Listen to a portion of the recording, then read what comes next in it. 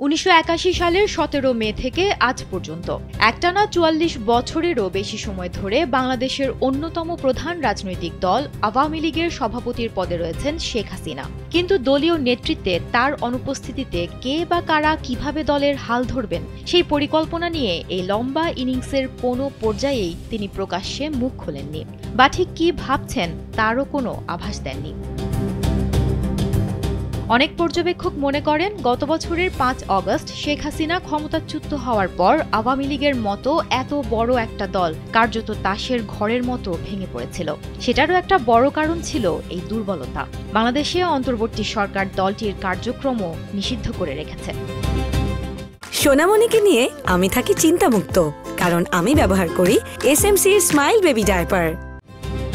বস্তুত শেখ হাসিনা উপস্থিত না থাকলে দলের তৃণমূল স্তরের নেতাকর্মীরা কার কাছ থেকে নির্দেশনা পাবেন তা নিয়েও ছিল চূড়ান্ত অস্পষ্টতা। এখন গত ১ বছরেরও বেশি সময় ধরে ভারত সরকারের অতিথি হিসেবে ভারতের মাটিতেই অবস্থান করছেন শেখ হাসিনা, যেখানে তার গতিবিধি, দলের নেতাকর্মীদের সঙ্গে মেলামেশা সব ব্যাপারেই অনেক কড়াকড়ি রয়েছে। তাই খানিকটা পরিস্থিতির চাপেই তাকে এখন উত্তরাধিকারের এই অমীমাংসিত বিষয়টির ফয়সালা করার দিকে নজর দিতে হচ্ছে। তাছাড়া চলতি মাসেই তিনি নিজে ৭৮ বছর পূর্ণ করবেন। বয়সেরও কিছুটা তাগিদ তো অবশ্যই রয়েছে। বিবিসি বাংলার এক প্রতিবেদনে উঠে এসেছে এসব তথ্য। বিবিসি বাংলা জানতে পেরেছে হাসিনা পুত্র সজীব ওয়াজেদ জয় ও কন্যা সাইমা ওয়াজেদ পুতুল এই দুজনকেই নির্দিষ্ট দায়িত্ব দিয়ে আওয়ামী লীগের শীর্ষ নেতৃত্বে আনার পরিকল্পনা চূড়ান্ত করেছেন। পাশাপাশি এখানে একটা ভূমিকা থাকবে শেখ রেহানার ছেলে রাদওয়ান মুজিব সিদ্দিক ববিরও। এক্ষেত্রে ভারতের প্রধান বিরোধী দল কংগ্রেস তাদের দলীয় নেতৃত্বে রাহুল গান্ধী ও প্রিয়াঙ্কা গান্ধীকে নিয়েই যে মডেলটা অনুসরণ করছে, আওয়ামী লীগের ক্ষেত্রেও ঠিক সেটাই চাইছেন দলীয় শেখ হাসিনা। এদিকে মাত্র মাস দুয়েক আগেও দিল্লিতে বিশ্ব স্বাস্থ্য সংস্থার রিজিওনাল ডিরেক্টর পদে ছিলেন সাইমা ওয়াজেদ, কিন্তু বিশ্ব স্বাস্থ্য সংস্থার কর্তৃপক্ষ তাকে অনির্দিষ্টকালীন ছুটিতে পাঠানোর পর তিনি এখন পুরোদস্তুর রাজনীতিতে সক্রিয় হচ্ছেন। এমনকি বাইরের দর্শনার্থীদের সঙ্গে শেখ হাসিনার সরাসরি দেখা করার ক্ষেত্রে যেহেতু অনেক বিধিনিষেধ আছে, তাই সে কাজটাও এখন অনেকাংশেই সাইমা ওয়াজেদের উপরই পড়তেছে। গত ২ মাসে তিনি বেশ কয়েকবার এরকম বৈঠকও করেছেন।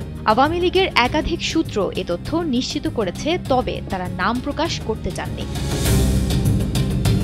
বিবিসি বাংলা ভারতে ও ভারতের বাইরে অবস্থানরত বেশ কয়েকজন শীর্ষস্থানীয় আওয়ামী লীগ নেতার সঙ্গে কথা বলেছে। তারা অনেকেই দলীয় নেতৃত্বে এই রাহুল প্রিয়াঙ্কা মডেল অনুসরণ করার বিষয়টি অবহিত এবং সেটি নিশ্চিত করেছেন। কিন্তু এ বিষয়টি আওয়ামী লীগের ভেতরে এতটাই স্পর্শকাতর একটি ইস্যু যে তারা কেউই এটি নিয়ে মুখ খুলতে চাননি। এখন প্রশ্ন হলো, কংগ্রেসের রাহুল প্রিয়াঙ্কা মডেলটা আসলে কি? বয়সজনিত কারণে ও শারীরিক অসুস্থতার জন্য সোনিয়া গান্ধী যতই সক্রিয় রাজনীতি থেকে আড়ালে চলে যাচ্ছেন, ততই কংগ্রেসের নেতৃত্বের হাল ধরছেন তার ছেলে মেয়ে রাহুল ও প্রিয়াঙ্কা গান্ধী। কিন্তু দলের গুরুত্বপূর্ণ আন্দোলন, সাংবাদিক বৈঠকে এখন প্রধান মুখ অবশ্যই রাহুল গান্ধী। এ মুহূর্তে রাহুল গান্ধীকে একেবারে সামনে এবং প্রিয়াঙ্কাকে ঠিক তার পেছনে রেখে যেভাবে ভারতের প্রধান বিরোধী দলটি পরিচালিত হচ্ছে, শেখ হাসিনা সেই মডেলটাই আওয়ামী লীগের ক্ষেত্রেও প্রয়োগ করতে চাইছেন বলে তার ঘনিষ্ঠ একাধিক সূত্র নিশ্চিত করেছেন। সুমনা মোস্তফা, কালবেলা।